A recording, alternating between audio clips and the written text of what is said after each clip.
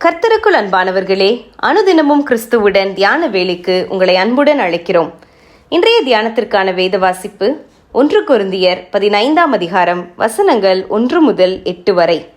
தியானத்திற்கான தலைப்பு, அவர் உயிர்த்தெழுந்தார்.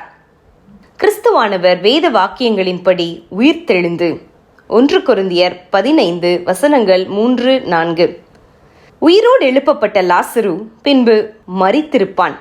நாயின் ஒரு விதவையின் மகனும் பின்பு இறந்திருப்பான்.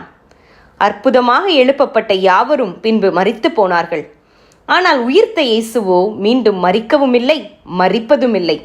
அந்த இயேசுவை நீங்கள் பிடித்து அக்கிரமக்காரருடைய கைகளினாலே சிலுவையில் ஆணி அடித்து கொலை செய்தீர்கள். தேவன் அவருடைய மரண உபாதிகளின் கட்டை அவிழ்த்து அவரை எழுப்பினார். அப்போஸ்தலர் 2 வசனங்கள் 23-24 என்று பரிசுத்த ஆவியானவரால் நிரம்பி முழங்கிய பேதுரு, இயேசுவை உயிரோடு எழுப்பியது தேவனாகிய கர்த்தரே என்று ஆணித்தரமாக அறிக்கை பண்ணினார். தேவனால் எழுப்பப்பட்டவர் நித்தியமானவர்.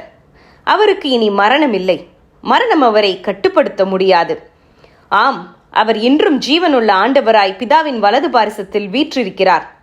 நாம் ஆராதிப்பவர் ஜீவனோடு இருக்கிறார் என்று நிரூபிக்கப்பட்ட தேவனானவர். நாம் பாவத்தை வெறுத்து உண்மைத்துவம் உள்ளவர்களாய் ஜீவிப்பதற்கு இந்த ஒரு விசுவாசம் போதுமே. மாம்சத்தின்படி தாவீதின் சந்ததியில் பிறந்தவரும் அவரே. ஆம், இயேசு ஒரு முழு மனிதனாகவே உலகுக்கு வந்தார். பரிசுத்தமுள்ள ஆவியின்படி தேவனுடைய சுதன் என்று மரித்தோரிலிருந்து உயிர்த்தெழுந்ததினாலே பலமாய் ரூபிக்கப்பட்ட தேவகுமாரனுமாய் இருக்கிறார். ரோமர் 1:5 என்று எழுதிய பவுல் இயேசுவோடு வாழவும் இல்லை. சீஷர்களைப் போல இயேசு சிலுவையில் அறையப்பட்டு மரித்ததையோ உயிர்த்தெழுந்ததையோ நேரில் காணவும் இல்லை. உயிர்த்த இயேசுவோ மகதலேனா மரியாளுக்கும் பேதுருவுக்கும் மற்ற சீஷருக்கும் பின்னர் 500 பேருக்கும் அதிகமான சகோதரருக்கு ஒரே வேளையிலே தரிசனமானார். உயிர்த்தெழுந்த இயேசுவை கண்டவர்களில் அநேகர் பவுல் காலத்திலும் ஜீவித்திருந்தனர். சிலர் மரித்து போயினர். அப்படியானால் பவுல் இவ்விதமாக உறுதியாக எழுதியது எப்படி?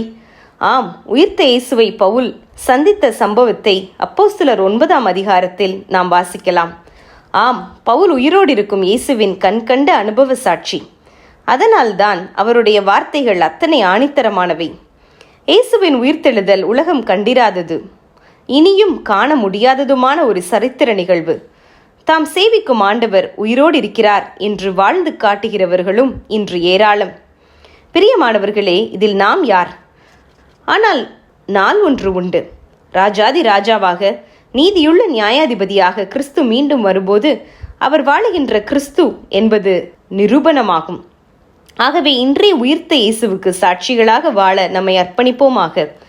ஜெபம் செய்வோமா? கர்த்தாவே, மரித்த கிறிஸ்து உயிரோடு எழுந்தார் என்பது மட்டுமல்ல, அவர் இன்றும் உயிரோடு இருக்கிறார் என்பதற்கு நாங்கள் சாட்சிகளாய் வாழ எங்களுக்கு உதவும். ஆமேன்.